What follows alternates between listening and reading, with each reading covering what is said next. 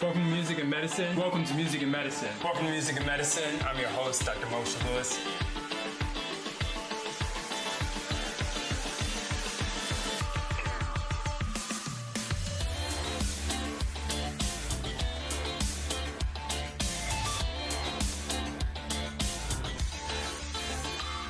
Welcome to Music and Medicine. I'm your host, Dr. Moshe Lewis. I am so excited, so ecstatic. I've been getting to know, and I want you to learn and know more about Michael Elder. He is an extraordinary person, extraordinary man who has been in the music industry for years, going way, way back. I mean, I saw some of the credits, Slave. I mean, he's worked with groups all the way back then, all the way to people much more contemporary. He's worked with Gladys Knight. He's worked with so many of our legends, our heroes over time, Johnny Gill. It's just amazing. And the list just continues on. We were talking about work he's done with Dionne Warwick and Tevin Campbell and different artists that are just really the whole fabric of our lives. And then not to mention the wonderful Natalie Cole. And just in case we don't think he has tremendous diversity, he initially started with AC/DC of all things. So Michael, welcome. Thank you. It's great to be here. Yeah. So I want to go ahead. My entrance into the industry, I would say, was like a mistake because I didn't know there was anyone in my background that had a relationship in the music industry. My dad, my biological dad, they said did, but I wasn't fortunate enough to know him. You know, I can only look back at it and think that it happened because it was in me already. Wow. So, but really, I'm so glad I chose that as a profession, and also ecstatic that I've been able to be consistent with it for more than 30 years. You know, so it's really interesting. I'm very humbled and grateful. Sure. Absolutely. I'm glad to be still in it. I want to do it till I can't get out of the chair anymore. There you go. Of course, it's invigorating. A career that just continues on, and music continues to give so much to our lives. Tell us about some of those early beginnings, some of those initial groups and artists that you were fortunate with. Check this out. I know you're pretty good in the history as well. There used to be the disco era. Okay, there's a disco era, and it was pretty much unanimously across the board that it wasn't a very popular era in the industry. I'm one of those. I wasn't getting it. I wasn't feeling it. You know what I mean? And I ended up working with some neighborhood friends of mine who also were young guys trying to get into the music industry. And they met some guys that, like 3 guys out of, I forgot what they call their company, but long story short, they ended up forming a relationship with these guys from my neighborhood, and that group ended up being called Machine. And Machine had a record called "There For the Grace of God Go I."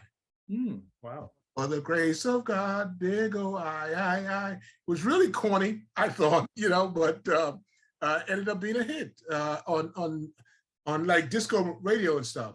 Right. And that was the professional start of the career.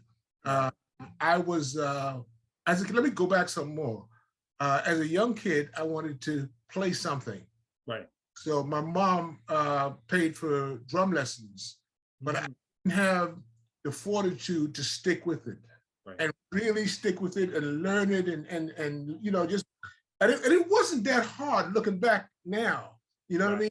But it just didn't, I couldn't be focused on one thing. So anyway, Machine was, they had, I think, 2 albums. The one with, the first one with Grace of God, which actually made noise.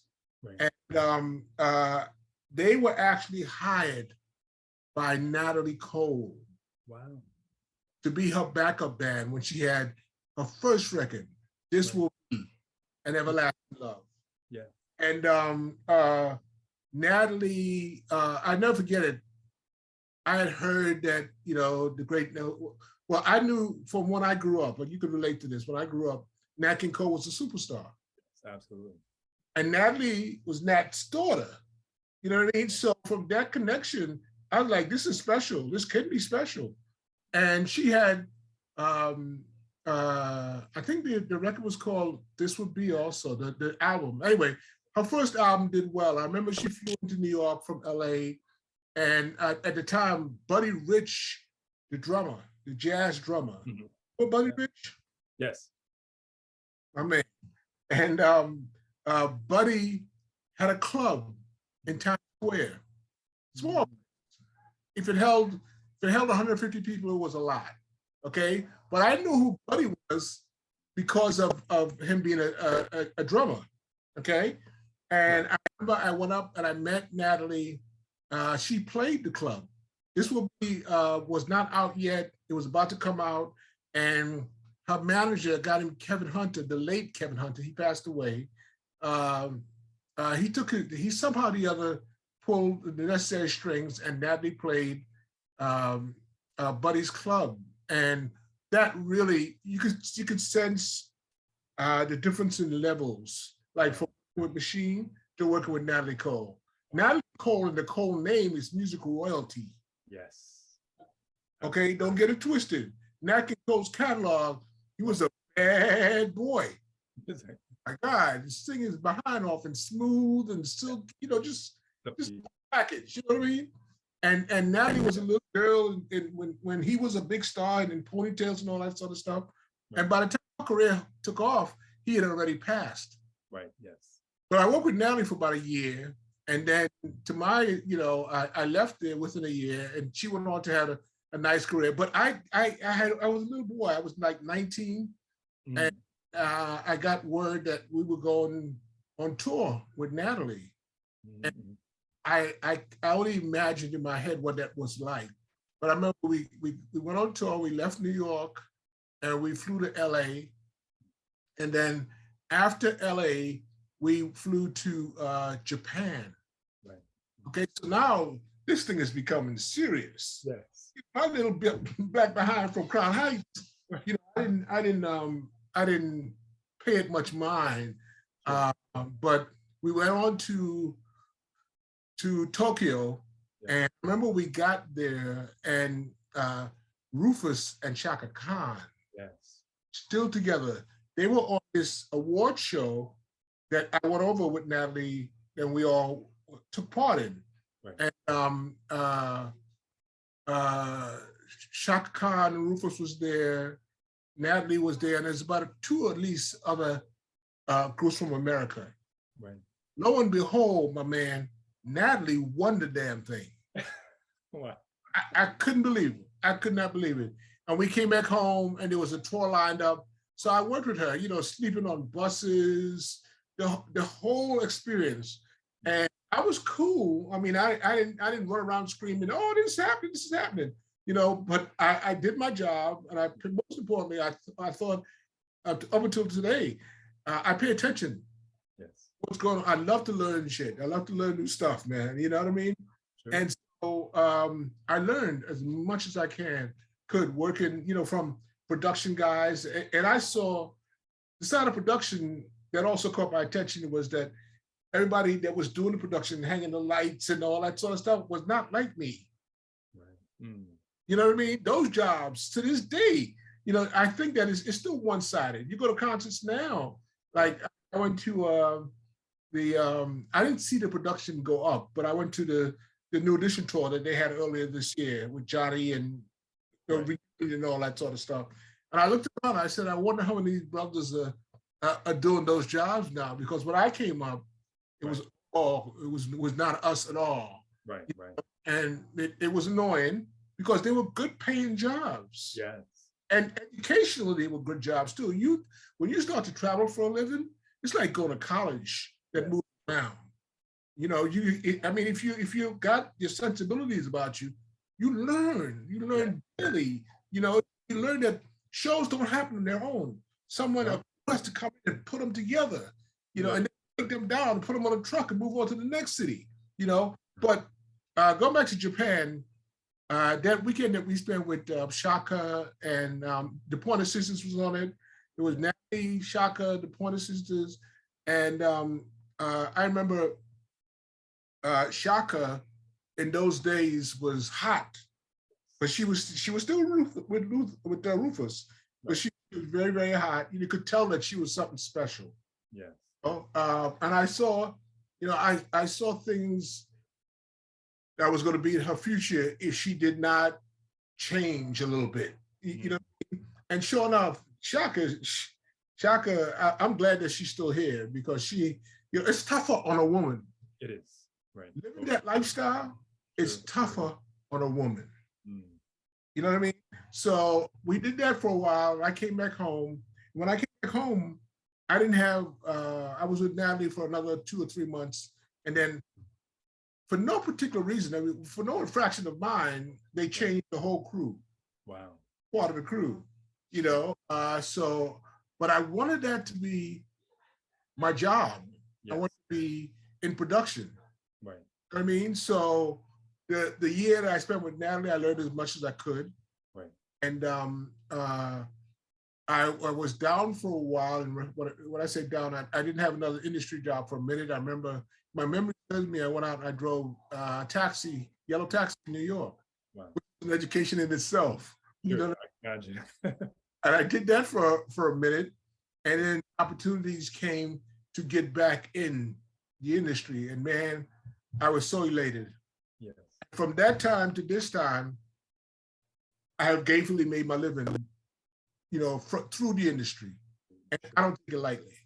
I don't take it lightly. So when I see the youngsters and they're not behaving themselves and being humbled, right, and just, you know, I always say to myself, y'all know how lucky you are. I mean, not everybody can come out and make a living, you know, preparing stages and hobnobbing with the artists and all that sort of stuff. You know what I mean?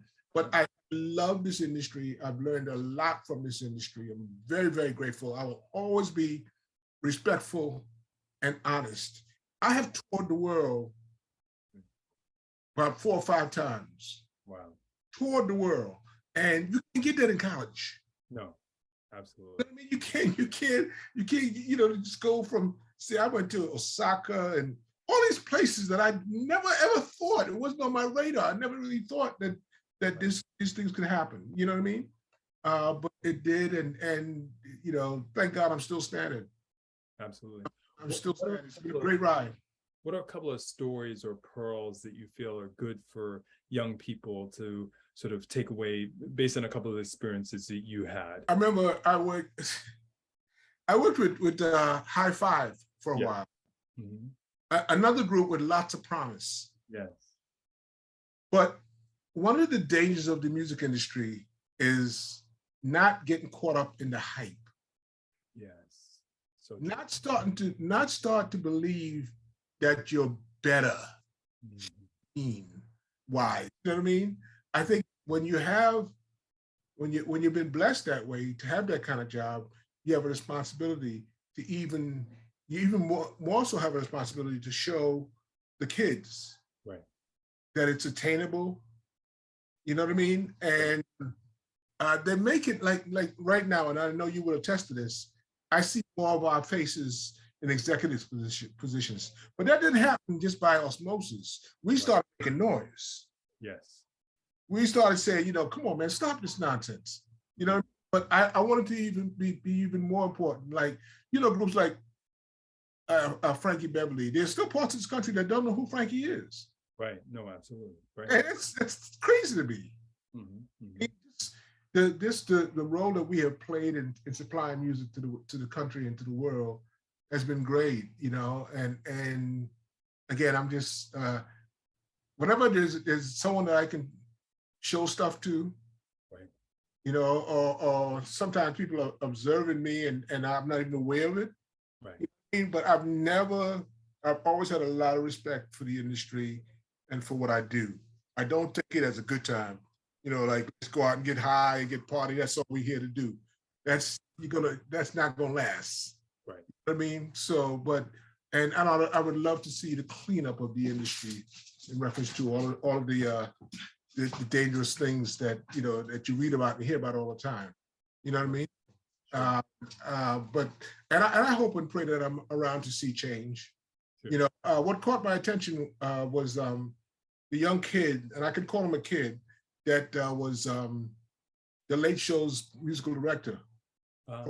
He just clean sweep the Grammys. I'm talking about. I can't think of his name right now. but he was special to watch. You know, he left the Late Show to do.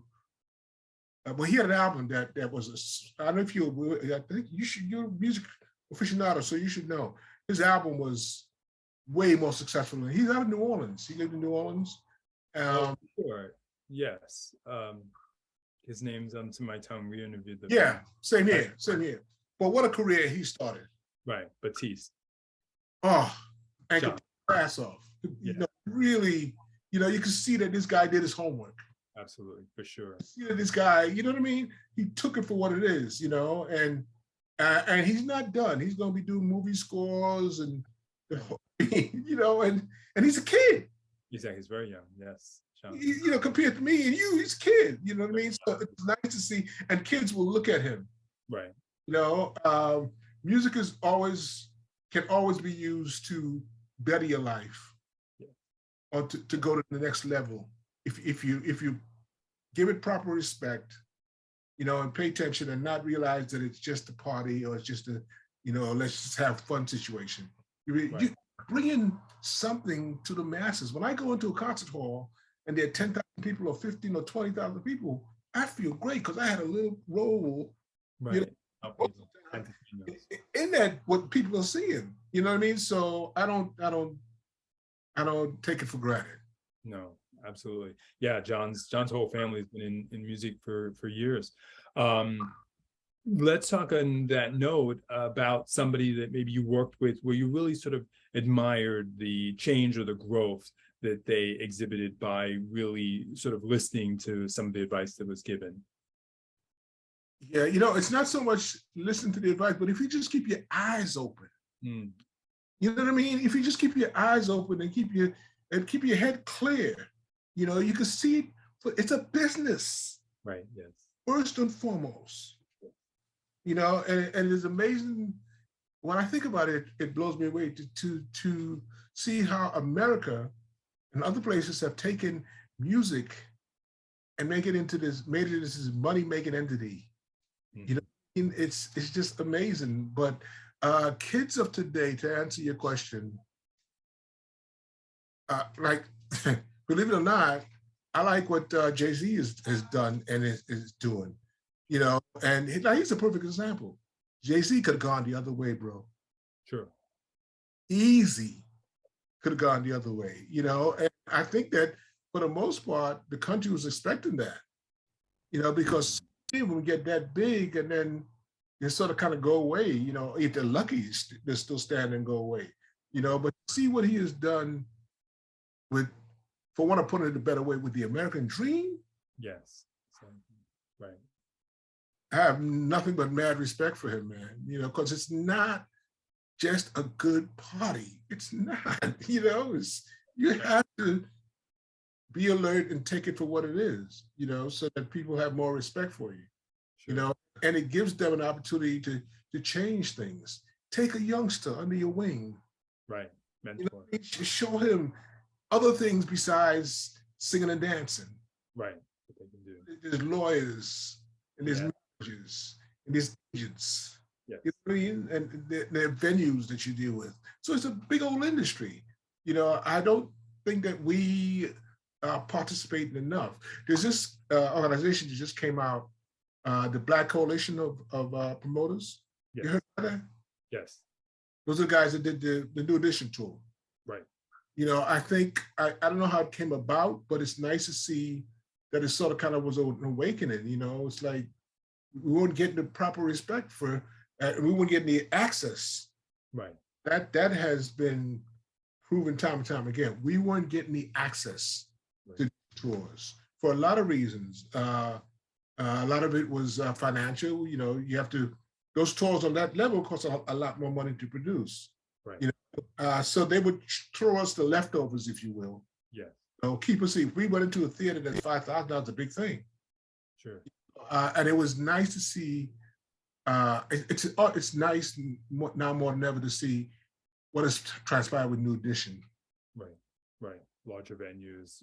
They're still alive. Let's stop there. All of them are still alive. And they're almost at a point now where the potential that we saw, Yes. the lawyers and the doctors and stuff, the potential that we saw in that group on display on that tour. The tour, I understand, did very, very well, box office wise. Right. You know, and it's just warm and makes me smile. You know, when you go to a big rock show, right. I don't have to tell you, man, it's like 50,000 people. Right.